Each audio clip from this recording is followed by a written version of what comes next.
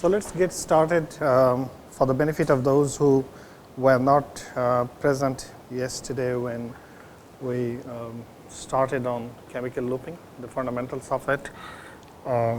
Just for their benefit, chemical looping works is essentially started as a CO2 capture method, where works to some extent as to the same principle as you see in oxy-PF or oxy-CFBC, more specifically to oxy-CFBC, with one difference. Oxygen is not supplied by air separation plant. Oxygen is supplied by metal oxides, so oxygen carriers. And so there are two reactors side by side, interconnected. There are a few other complexities that we discussed, but the principle is that in the first reactor, which is a fuel reactor, the metal oxide gives up its oxygen to the coal, and the volatiles of the coal get converted by scavenging the oxygen from the metal oxide, and whatever char remains, that's usually is converted by steam or carbon dioxide or both, or in a separate carbon stripper. And then in the second reactor, which is an air reactor, where the reduced form of the metal oxide, because it has given up its oxygen, either to some extent or to full extent or a mixed extent, then gets reoxidized with air. So essentially it is a air circulation plant as well, if you can if you want to look at it that way, that it takes oxygen from air, gives it to the minerals or the oxygen carrier, and then that is then given to the fuel for its oxidation. But there are a lot of complexities that we discussed, and one of the complexities that we discussed was is as evident from the Ellingham diagram. By the way, this full PDF is available in the Dropbox. I left it early this morning, so you should be able to see it. And this sort of theoretical calculations can tell you very quickly what you may like to expect. Not exactly, that whether you would like to see the full reduction of the oxygen carrier, which is unlikely, or part reduction of the oxygen carrier, which is the more likely scenario. Because if you know that, then you can design your reactor accordingly, and then also decide how much oxygen carrier you will put. So the screening of the oxygen carrier, the selection of the oxygen carrier, screening of it for its performance is extremely, extremely important, followed by this sort of calculation. And as far as the screening of the oxygen carrier is concerned, we discussed that you, rather than jumping straight to the pilot plant level, you would be better off to do it first at a very tiny level, using the TGA, few milligrams, get the information from there, then take it to the next level, small reactors, see the performance there before going into the larger scale. So choice of the oxygen carrier is extremely important, and we identified what are the desirable characteristics of oxygen carrier, right? Now, these are all metal oxides, and some of this can be very, very stable metal oxide. So taking the oxygen from its matrix, from a stable metal oxide, is not easy task. You have to provide, you have to meet certain conditions, you have to give it sufficient temperature, and that you can find from the initial screening or from this sort of graphs, this sort of calculations which you can do. These are all thermodynamic equilibrium calculations. And then then you have to decide whether this or that metal oxide is the good one for our users in the oxygen carrier. Then you have to look at its economics. If it is a very expensive oxygen carrier, it will never fly. You also have to look at, as we discussed, the interaction between the ash in the coal and the oxygen carrier. If there is a close interaction, so much so that the minerals get deposited on the oxygen carrier surface, then it will be a problem. So you'll have to design your reactor in such a way that that interaction is minimized. So later, most possibly in the second half of this morning, we will refer to a paper recently published about less than a year ago, which took a fair bit of work from one of our PhD students' thesis on the choice of the reactors. So different reactor configuration, what others have been using and why. So we'll go through that. So that's essentially where I stopped yesterday, around 5:45. Okay. Any questions from what we discussed yesterday before I move to the next one? No.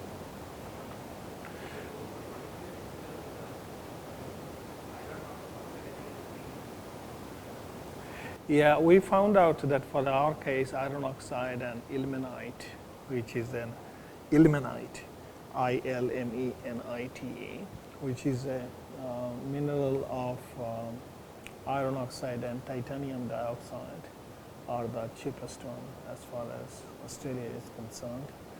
And so we focused on those two.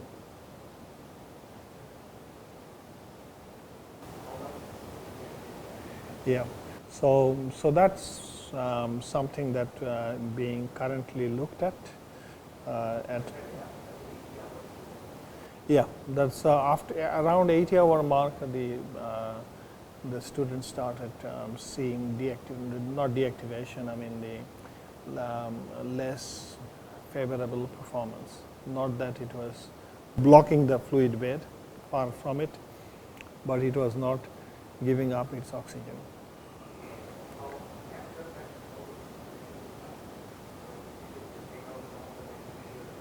Correct. Yeah. Yeah. Yeah. Yeah. So we'll come to that in the next bit.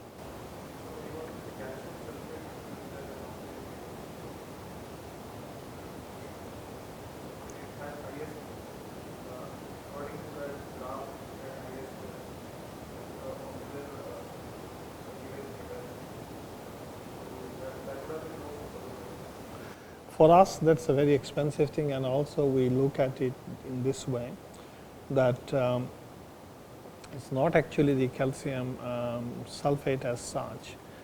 It's the calcium sulfate can break down. Calcium sulfate is actually formed by the reaction between sulfur dioxide from the fuel and calcium oxide. That calcium oxide comes from limestone. So essentially, it is calcium oxide which gets converted to calcium sulfate, and then it can break down in the during the pyrolysis process inside the fuel reactor to give you back calcium oxide, and then capture the calcium carbonate. So capture this CO2. We did not consider that as a favorable option because it is it has got too much of other problems as well, particularly decarbonation, as we found from our Oxy CFBC work. So we gave it a go. So this is, I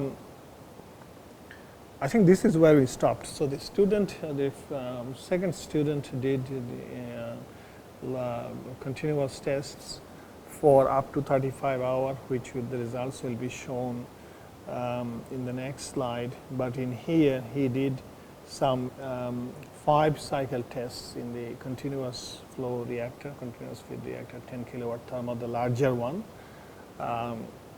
by maintaining the bed at different temperatures, 7, 8, 9, and 1000. And he found that at 1000 degrees there was no appreciable benefit of CO2 yield. And the main reason for that of not happening was that the coal was fragmenting at the high temperature, and therefore there is no benefit in doing the fuel reactor combustion in the fuel reactor over 900 degrees for this coal.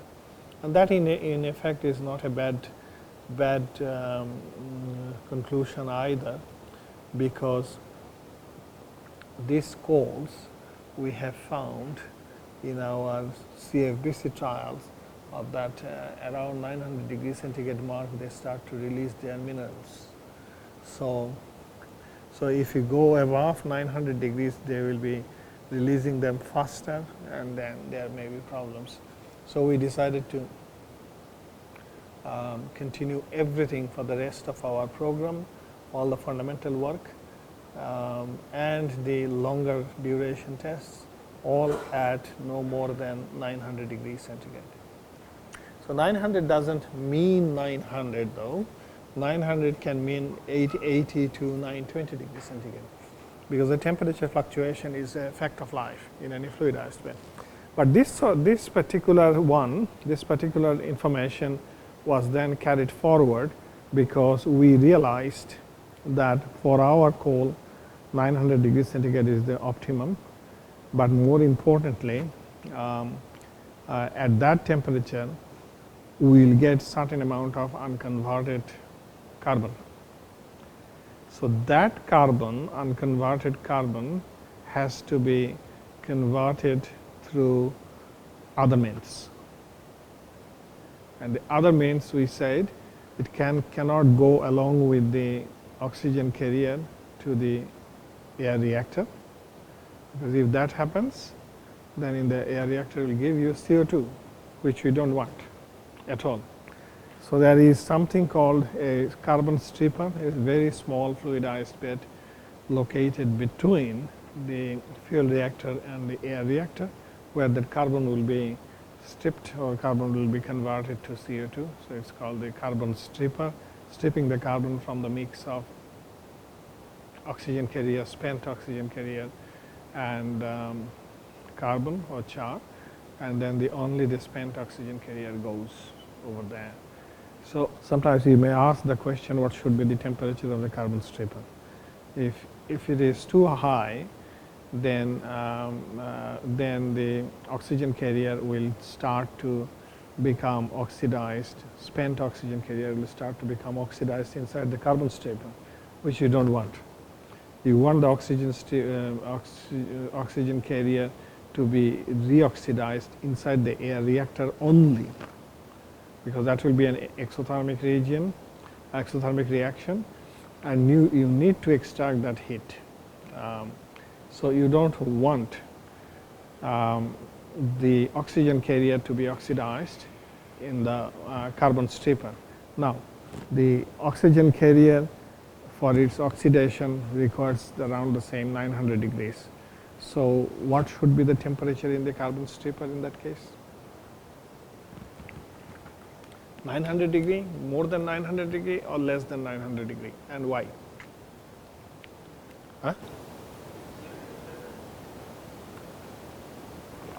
So everyone agrees that it should be less than 900?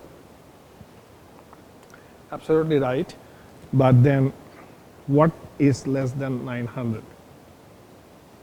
10 degrees is also less than 900. 899 is also less than 900. So where do I settle? So just to give you a clue, we during our second lecture on coal combustion, we talked about the ignition temperatures of the coal as well as the char. So that information is utilized to decide what should be your carbon stripper temperature. So typically you will never need 900, you will never need 800, you will never need 700, and around the 500 mark is fine. The char will still be converted, but it will not do much to the oxygen carrier. The oxygen carrier will then be going to the air reactor. Now the design of the carbon stripper is easier said than done, because the carbon stripper has two functions here. One is that it has to burn away the carbon, which will generate ash, and leave the oxygen carrier. The ash has to be separated from the oxygen carrier. So there are a whole lot of designs for the carbon stripper that is evolving, still evolving.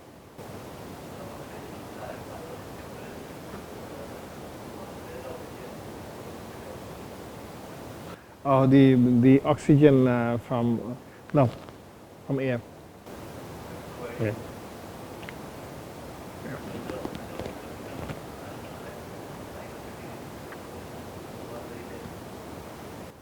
So the TGA test that you do in the metal oxide, with the metal oxide and coal mix, if you can recall those graphs that we are showing, progressively decreasing in case of nickel, less decreasing in case of copper, and very little decrease in case of iron oxide, that actually tells us what should be the oxidation temperature for the metal oxide.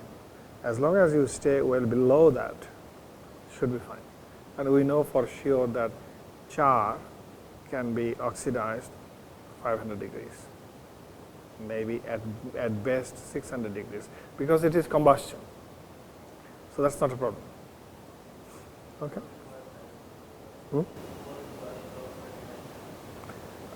Coal requires? No, coal requires about 350 to 400 degrees to ignite. And then once it ignites, with the help of oxygen, its temperature shoots. And it can be very, very high in a coal combustor, in a PF-fired furnace. The temperature could be 1500 degrees Celsius. If you can recall, the way we temper that temperature is through the air coming, through the nitrogen coming to the air.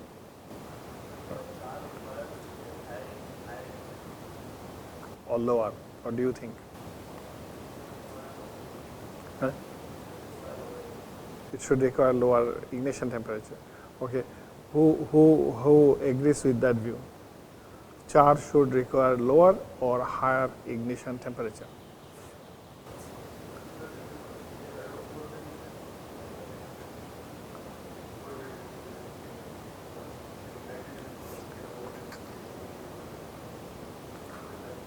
I am asking the question whether char would require higher or lower ignition temperature than coal.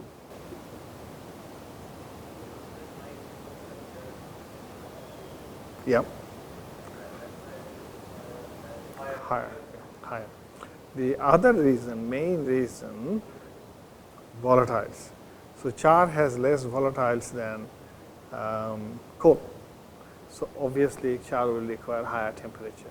How much higher is that depends on how much volatile is left. If some degree of volatile is left, that's fine.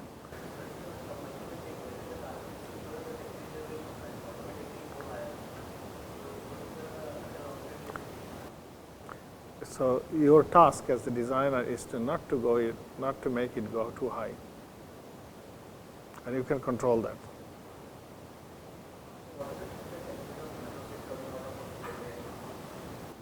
What do you think is the typical temperature of the metal oxide? Yeah, what's the temperature in the metal reaction? So what temperature it should come out? Similar.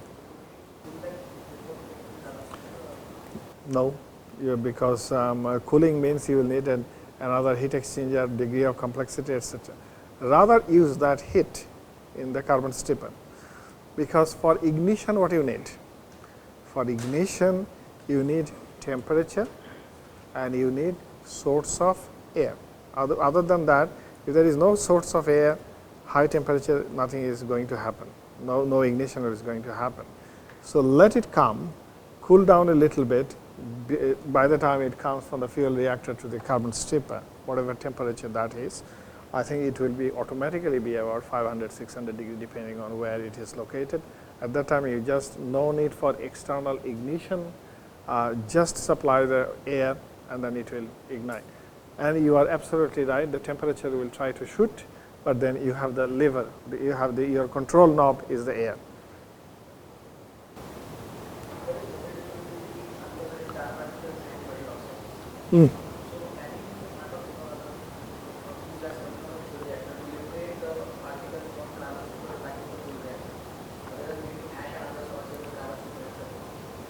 Technically you can, but then if you are supplying air anyway in order for that chart to ignite, that can provide the fluidization. Because otherwise, if you want to use the fluidized, if you want to use the flue gas to fluidize, then you have to bring it all the way, then you'll have to cool it, then you have to fan it, and then supply it. Rather than that, don't do it.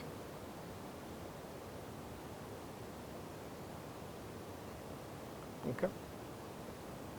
So the point that I'm trying to make is, you never jump on, even when you go to the larger reactor, you straight away you don't go to 100-hour tests. You learn how that equipment behaves. So what did the student do? He did only a 5-cycle test. 5-cycle test means typically a day. Fueling, and then alternatingly cooling it, slightly cooling it down, and then oxidizing it. By the time you start up, you do everything, then you cool down again. At the end of the day, it is more than a day.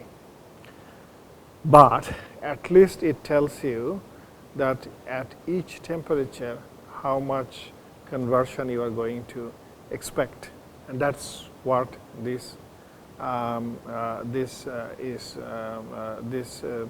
5-cycle test in the large rig is going to provide you with that information, so that you can carry on your longer duration tests with some degree of confidence. Okay. So then the next bit is this. So here he has plotted his 35-cycle tests, which are typically about 35 hours, because we don't take any risk in doing so. We keep it running as long as until such time the CO2 yield has stabilized. The CO2 yield at the back end of the reactor, back end of the fluidized well, is obviously measured online. Because if you can't measure online, then there is no purpose of doing these tests. So you need to have a very highly sensitive and quick, fast reacting, sensitive gas analyzer, because that's the only thing apart from the temperature and pressure drop indications that tells you how the reactor is behaving and whether you are able to get high carbon dioxide yield or not.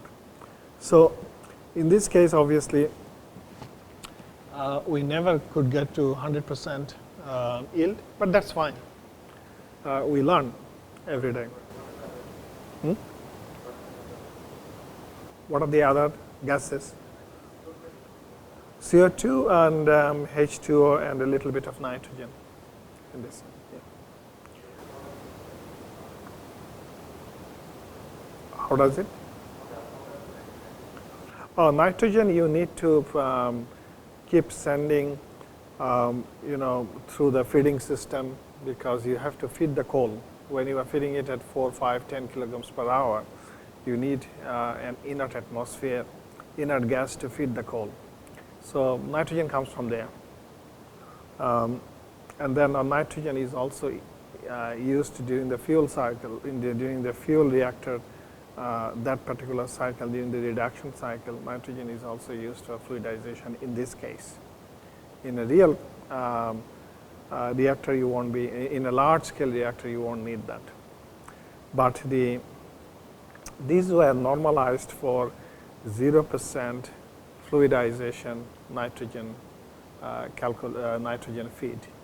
So, so that we can very conservatively estimate what CO2 yield we are getting. So, we were getting routinely about 80% CO2 yield. Target is as close as possible to 100%. That will never eventuate. If someone can go to 95, that's fine. But what it actually, what exactly it tells us is that the difference between the CO2 yield that you are getting and your target CO2 yield, that's actually represents the amount of carbon which is remaining unconverted, and that has to be converted somehow in the carbon stripper.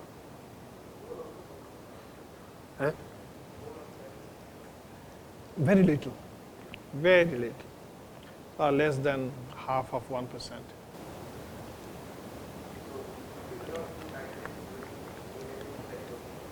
You'd like to have fluidization maintained, otherwise,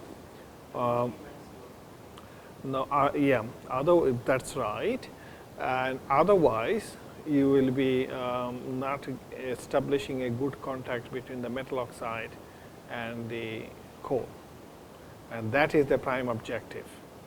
So, ensuring through your design and through your operation a best possible intimate contact between the coal particles and the oxygen carrier particles is really, really important. How can you do it? Provided you carry out, you have very good fluidization.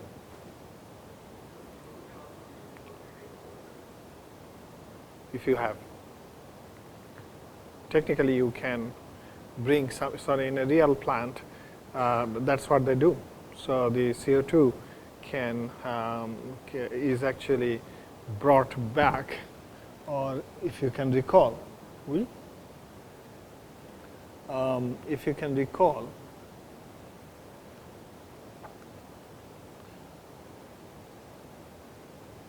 in the schematic that we had right at the beginning,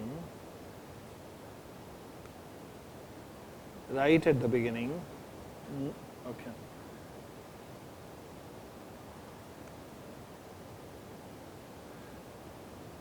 Right at the beginning, yeah, right. So, yes, CO2 can do the fluidization. CO2 can also do the job of the carbon stripper. Steam also can do it if you have cheap steam available.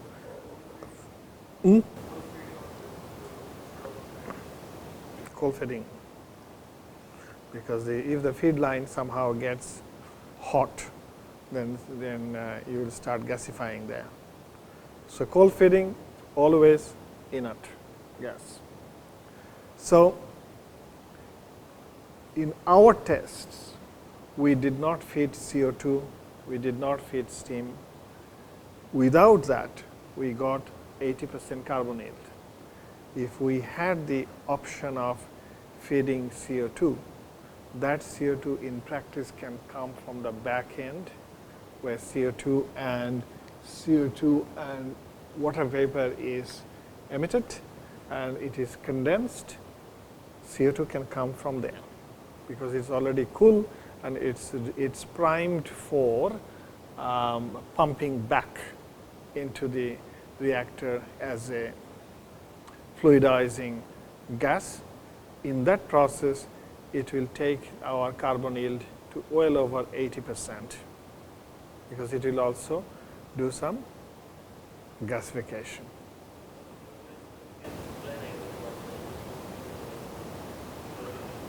Yeah. So, in your laboratory reactors, and ours is, even though it's 10 kilowatt thermal, it's still a laboratory reactor. It's not a small one, but in the laboratory reactor, doing everything in a simple manner is the key. Simplicity is the key in life. If you want to make your reactor complicated, making your drop tube furnace pressurized and going to higher temperature, you are unnecessarily invoking trouble. So do it. Know that, look, I already have the option of improving the CO2 yield. In absence of anything else, where I am getting to? I'm getting to 80%. And then if perhaps if we wanted to put in CO2 there, we could have, but we don't do it.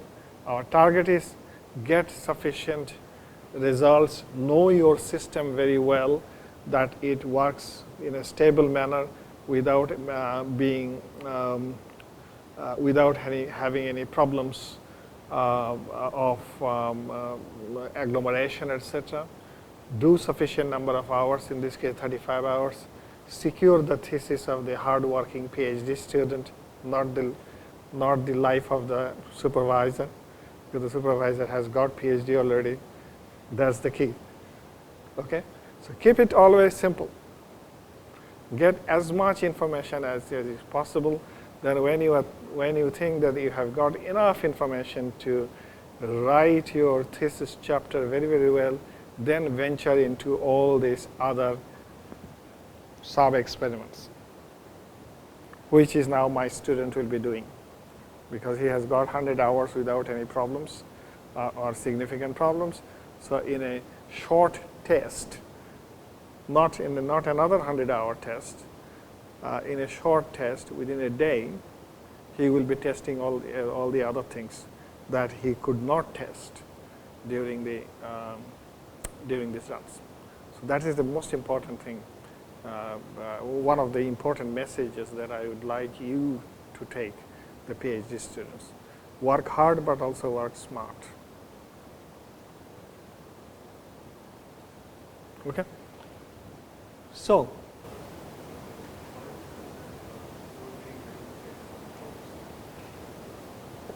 why would it get, so this is your hot reactor, right?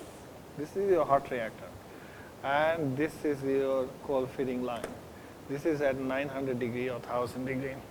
This is the cold feeding line in here. How can it get hot? Or am I talking rubbish?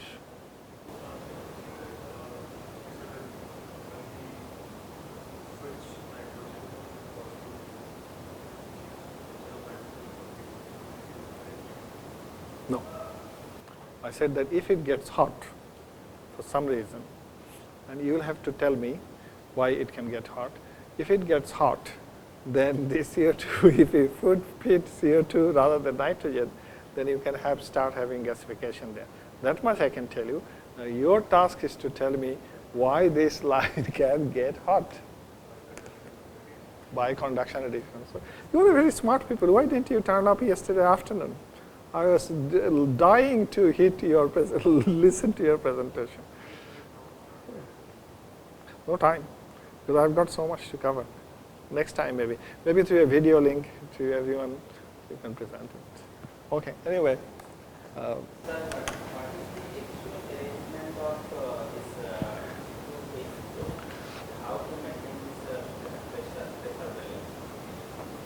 So it is no different from how it is done in a circulating fluidized bed.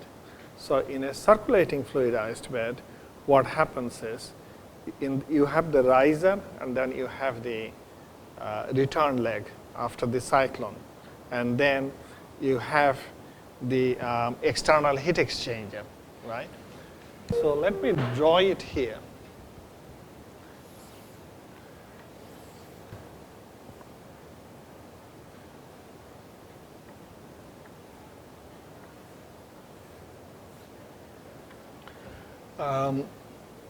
And then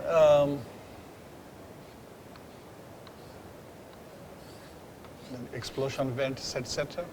Not worry about this. You have the cyclone.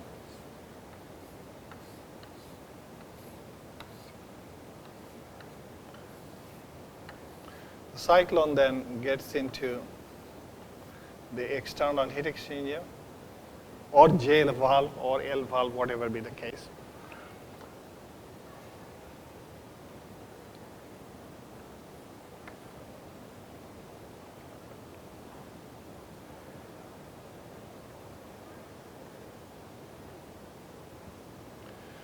So you have the coal, you have the fluidizing gas, you have all the particles going here, and then dropping here. The particles eventually build up, and then this will flow, overflow here, come here, and in order for that to happen, you need to fluidize this, you need to fluidize this, you need to fluidize this so that it can go here. Now, if you look at the pressure balance, pressure drop between, or the pressure signals between this point and that point, say this is P1, P2, P3, P4, P5, you need part J here as well, P6, P7. If these are my pressure locations, pressure point locations, P7 has to be greater than P1, sorry, P1. Otherwise, the particles will not be going here, right? P1 is greater than P2, is greater than P3, is greater than everything, P5, possibly, but not any more than that. So from this point to this point, the pressure is actually dropping. And then you have to increase the pressure here somehow. And that's what is done in either the J valve or the L valve or loop seal or the external heat exchanger, that through this air that you are putting in, fluidizing slightly above, so that all the particles, unconverted charred, stroke, bed materials, etc., which are falling here and building up, you just fluidize it at a higher enough pressure than this, so that it can all go in.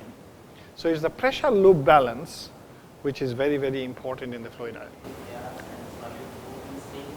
Same direction. But in some cases, they move in opposite direction.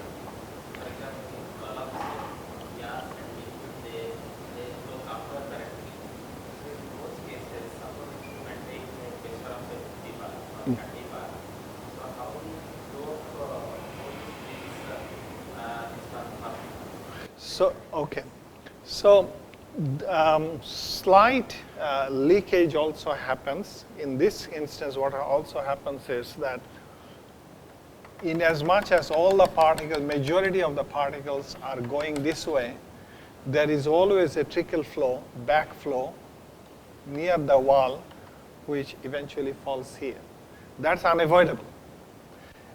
But that's unavoidable, but that can be minimized. Because you don't want it to happen. And that's where the distributor design here, which is easier said than done. So there are a whole lot of designs that are available. The distributor design in itself, the UBC people who perfected it, Foster Wheeler, Alstom, the fluidized bed suppliers, they ensure that all the air supply in here through the holes of the distributor plate and then the bubble caps,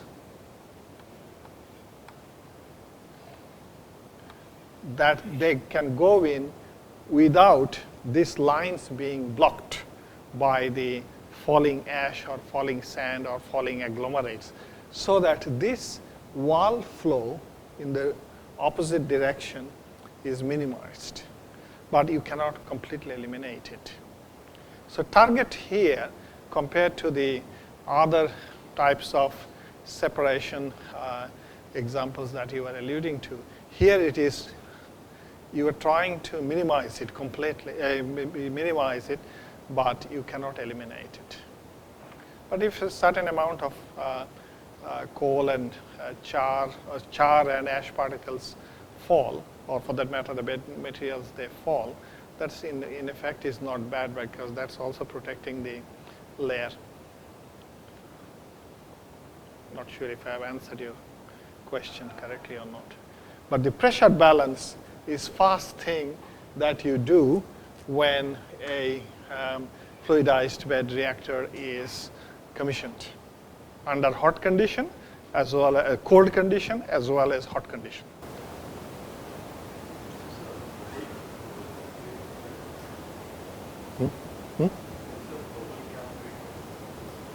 Yeah.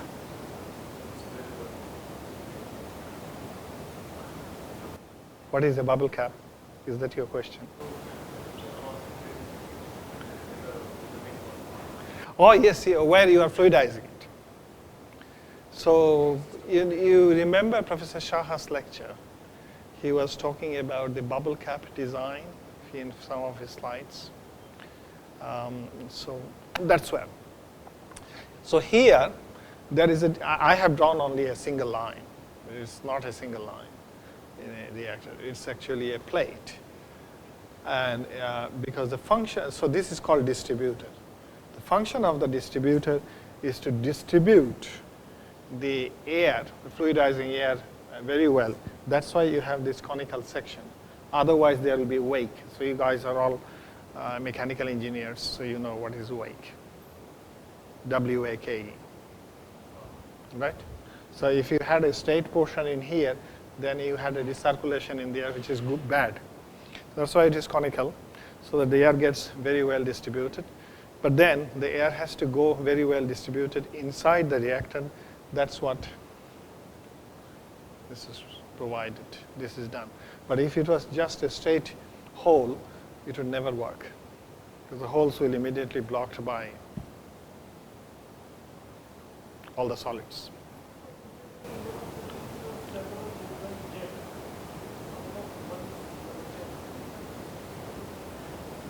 Absolutely right.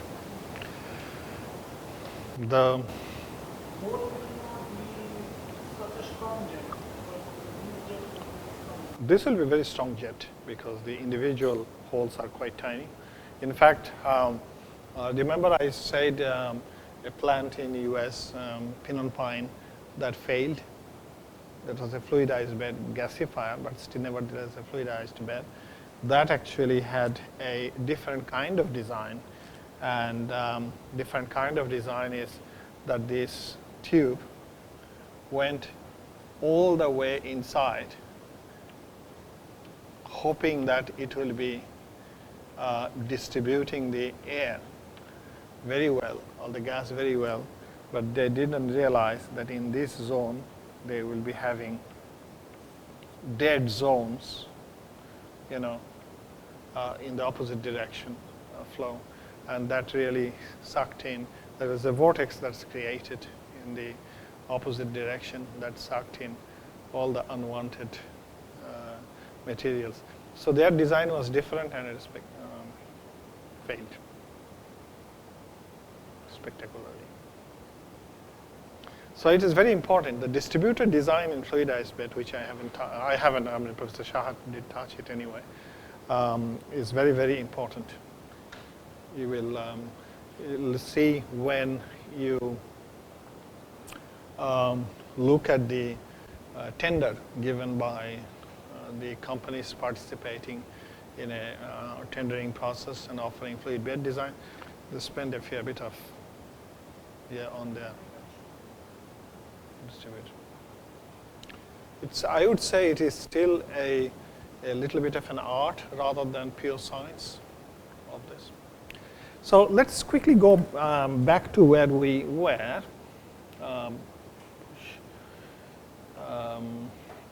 So this is where we were. So So we decided, okay, we have learned enough, and then in the new design we will be incorporating that. But then we decided that we will actually build a fully looping reactor, not an alternating looping reactor, of same kilowatt thermal at our collaborators' premises, and so that we don't have to go through any of the occupational health and safety's very, very strict regime. So a fully looping reactor was then built. We'll show a photograph of schematic of it. So these are the information that we carry forward. Okay, and these are very vital information that we carry forward from the PhD students' work. And what also is that we all, apart from trying the hematite, etc., hematite, ilmenite, etc., we also tried, as part of the project's requirement, synthetic oxide, and synthetic oxides of nickel oxide mounted on iron oxide, copper oxide mounted on iron oxide, manganese oxide mounted on iron oxide. So these are synthetic oxides. There are companies who can make this sort of things in a large quantity. So we had a Belgian partner who made that for us. It's a highly specialized technique, and so these are just some information on how much nickel oxide was loaded, or how much copper oxide was loaded, how much manganese oxide was loaded, and how it was loaded, whether it was just physically mixed or impregnated. Impregnation takes a fair bit of an effort. Okay? And these are the loading content. So you can do all these sort of things through the PhD students' work. The net result was that it improved the reactivity for a short period of time, but only for a short period of time. So we learned, and we made a very clear-cut decision that synthetic oxides are not the way to go. First of all, they take a fair bit of an effort to prepare.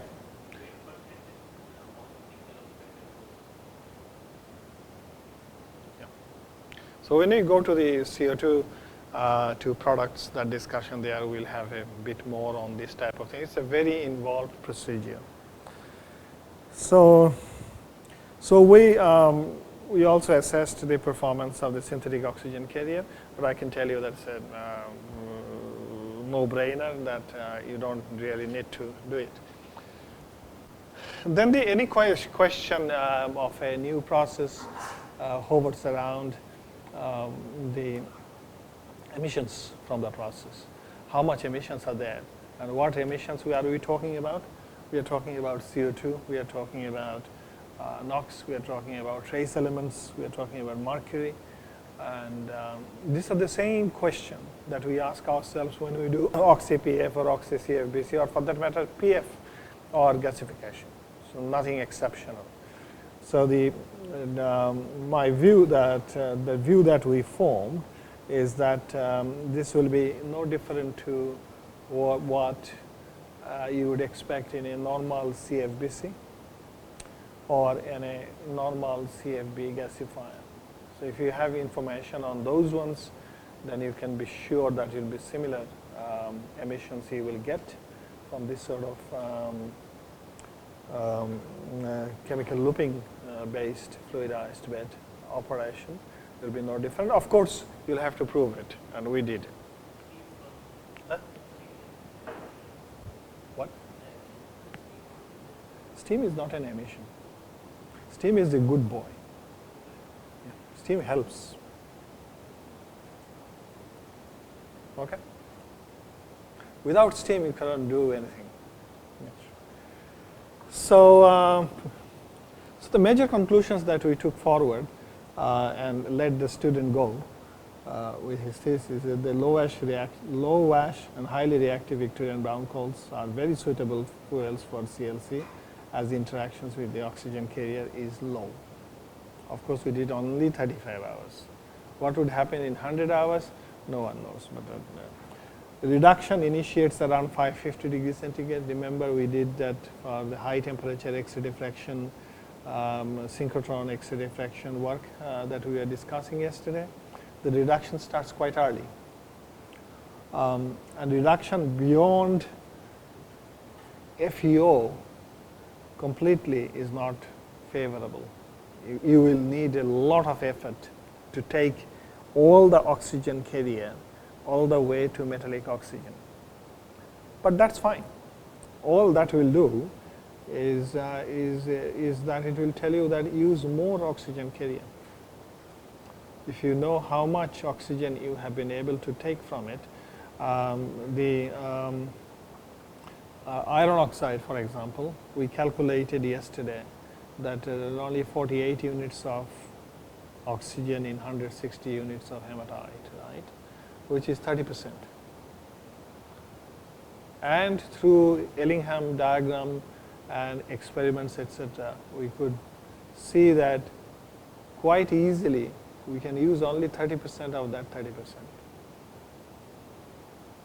which means about roughly 10%, which means roughly 10% of all the oxygen that is present in your hematite, you can remove it.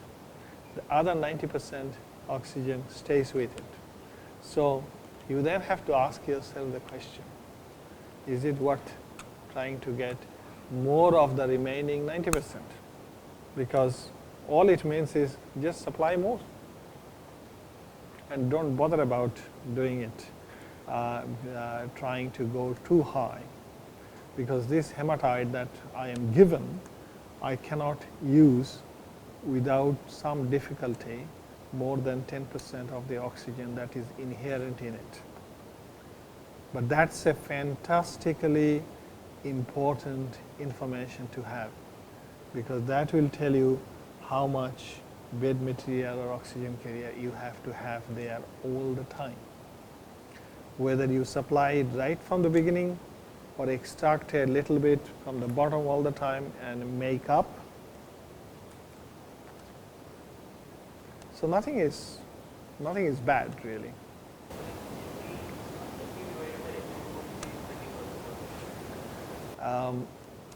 No.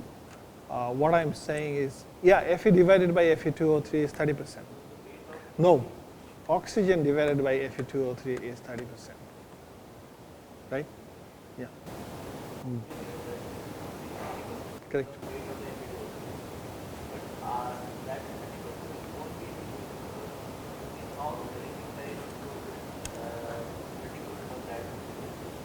So Ellingham diagram tells you if this much, if this is my gas quantity, where is the equilibrium point?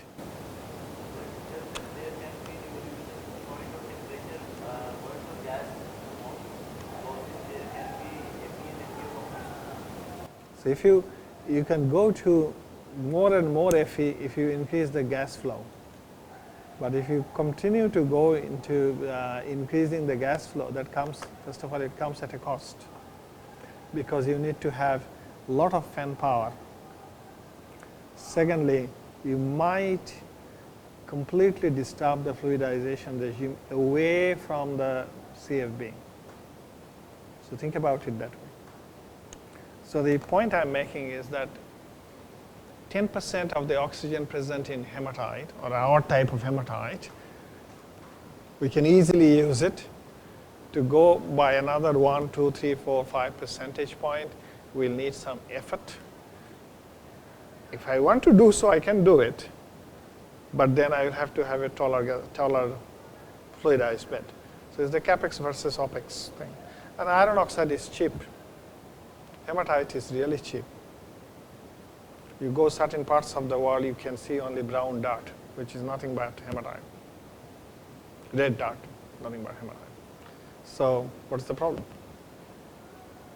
And we know that in a CFBC, the bed material is about, how much I said?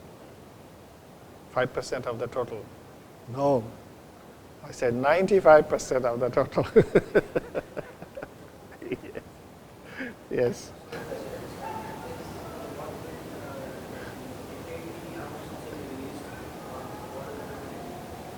Correct.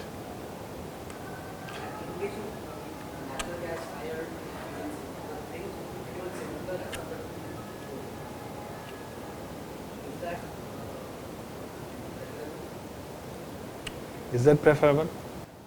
Don't know.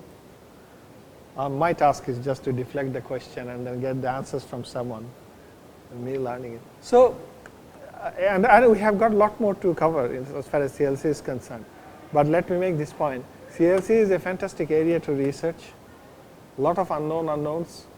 So if you want to delve in that area, get into it. So much to work. Huh? Postdoc? No. I'm talking about PhD topic. Postdoc, you should go and work in the industry. You have, after spending so many years in the university as a PhD, undergraduate and PhD student, why would you again stay there? Broaden your horizon. Okay, that's fine.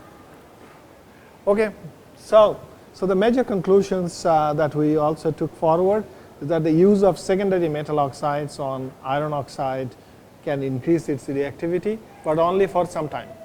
Only for some time. So it's not really an economic choice. Then the samples prepared via impregnation have increased the reactivity due to better dispersion of the secondary metal oxide. Some metal oxides have better oxygen donation capacity compared to the others. Iron oxide we settled because it's cheap and it's very reliable. Manganese oxide is also another very good oxygen carrier, but which can give lot of its oxygen, more than 10% of its oxygen, as in the case of the iron, but it is quite expensive. So you'll have to think what is available to you as the. Aren't they doing any acting there? Okay, then we also learned the effect of the volatiles on iron oxide conversion. That's a very good information to carry forward knowledge. And then the effect of the catalytic compounds, which I haven't even touched.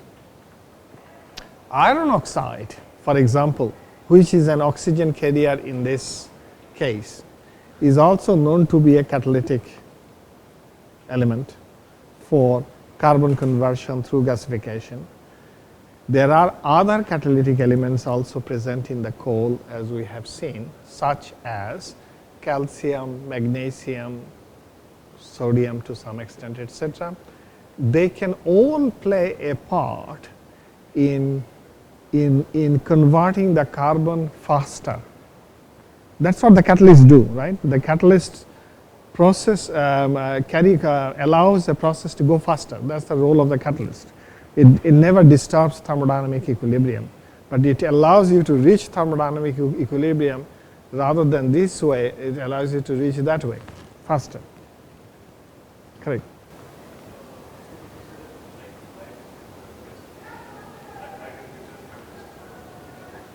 Entrained flow gasification.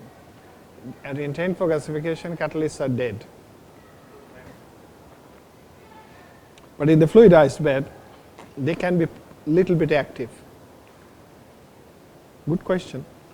So there were other students, particularly the master students. Through them, we did a fair bit of work, and the undergraduate final year students as part of their research projects, which the undergraduate research projects are of 12 hours per week as opposed to 6 hours per week normal on that particular unit. So we can get a lot of things done by them. So they do all sorts of supporting work for our PhD students, and the PhD students supervise them. So through them, we also found out what's the role of the catalytic compounds.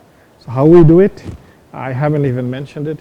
You can selectively remove the catalysts from the coal. by digestion with acids. Okay, that's a very well established procedure. So if you digest it with acid and then wash the coal, then what you are left with is catalyst free, catalytic elements free, or ash free, not completely, free coal. So that will have different reactivity.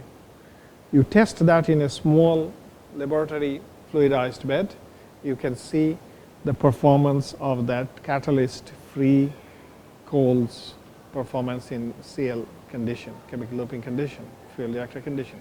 Then you do it with the coal itself, the same batch of coal, and see its performance. Then you can decide how much they have affected. It's good scientific information, not that the engineers will really give it a much of an importance, but nevertheless it's a very good information to have. So if some of the coals have good amount of the catalytic elements, you would love to utilize them to the full. So those who are doing CLC or those who may be doing CLC in future, I would suggest that you devote a chapter onto it. Okay.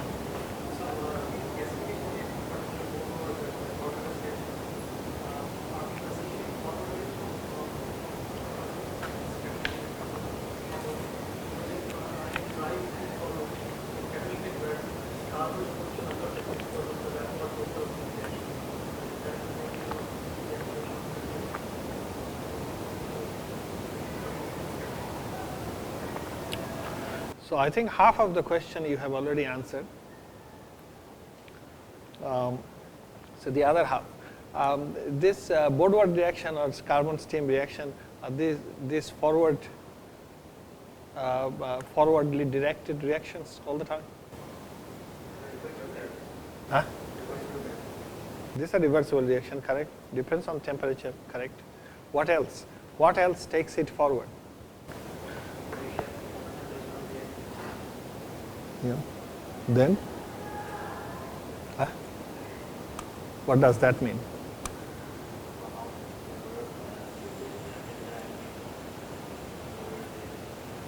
Yeah.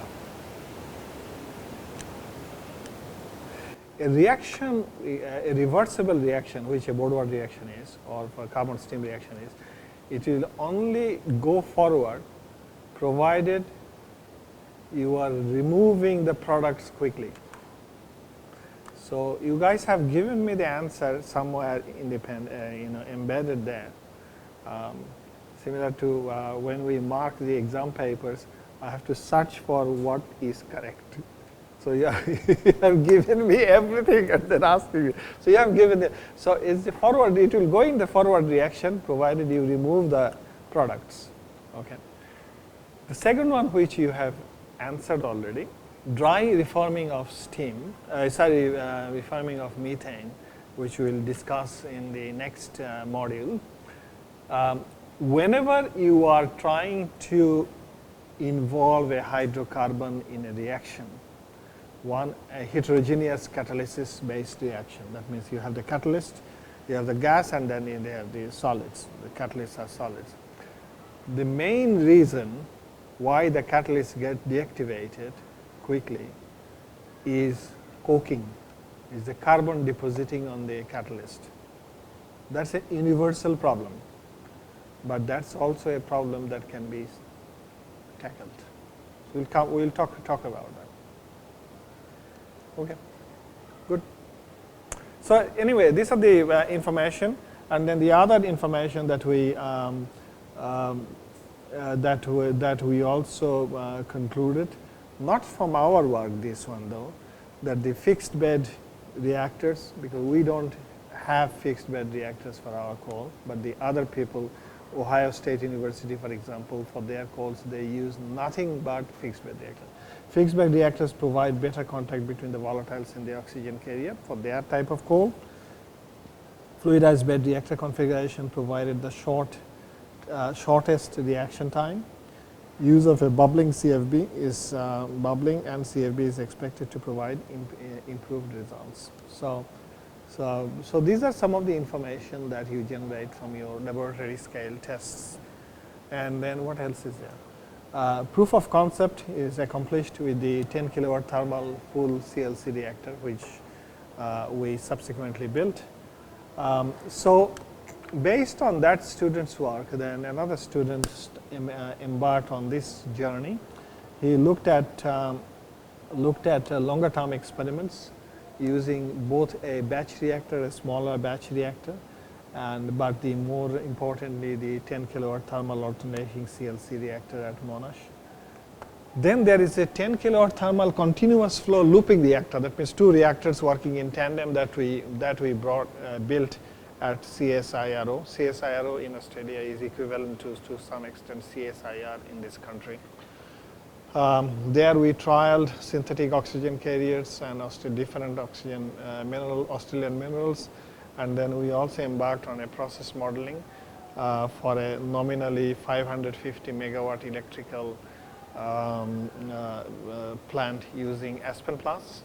So it's a full-blown design, and that design was then fed or used to carry out the techno-economic analysis of the CLC to find out the total cost, the total overnight cost, and the capital cost, fixed and operating cost, fuel cost, variable cost, cost of electricity, etc. So that's the objective of the thesis for the next PhD thesis for the next student who will be submitting in October. After 3.5 years, he has done majority of his work. Now let's see how much he can quickly write. Okay, so the current status is that we have completed all the synthetic oxygen carriers by taking it from our counterpart in overseas. We subjected them to TGA trials followed by the large reactor trials, and there were, at the time when we prepared this about 5-6 months ago, there were further trials that were planned, which has now all been planned or all been done. And then we also looked at another kind of mineral given to us by an industry partner, which is also iron containing mineral. It's called ilmenite. So ilmenite is 60% hematite, 40% titanium dioxide. So when we test titanium ilmenite, nothing happens. Nothing happens with the titanium dioxide. It simply stays at the fluidized bed temperature. So it's only the oxygen in the hematite part, which is 60%, that is what is important. But because it is bonded to titanium oxide, it acts differently than the hematite alone. So its performance still needs to be assessed. A whole lot of people have assessed with ilmenite coming from different parts of the world, and we are no exception. We have also tested our ilmenite as part of this particular student's work. One other thing that the student did was, he looked at the effect of the carbon monoxide Fe2O3 reaction, because we found out from metallurgy that not much information is actually available on that if you have carbon monoxide, which is present in the volatiles, right? Carbon monoxide, hydrogen, methane, carbon dioxide are the predominant products of pyrolysis, which then goes into attacking the oxygen carrier, etc. You really need to know a bit more on the kinetics of the CO Fe2O3. So we asked him to devote a chapter on that by doing TGA test, by doing TPR, as we mentioned yesterday, temperature programmed reduction. It's a very good, highly exciting work for the PhD students. Otherwise, it's not so exciting. So, because you really need to know that how CO, and he found it, the CO actually goes on to sinter the iron oxide. And if the iron oxide gets sintered, it will be very difficult to reoxidize it to the same level, because the iron oxide will have to give up its oxygen when it goes back to the fuel reactor. And before going to the fuel reactor, if it gets sintered, then all its pores will be blocked. So the oxygen coming out from the matrix of it will be impeded. It's the progress of the oxygen coming out from the matrix of it will be hindered fully.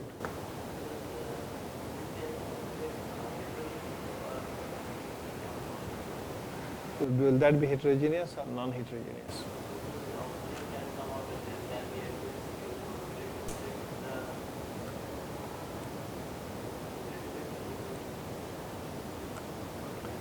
So which reaction are you talking about?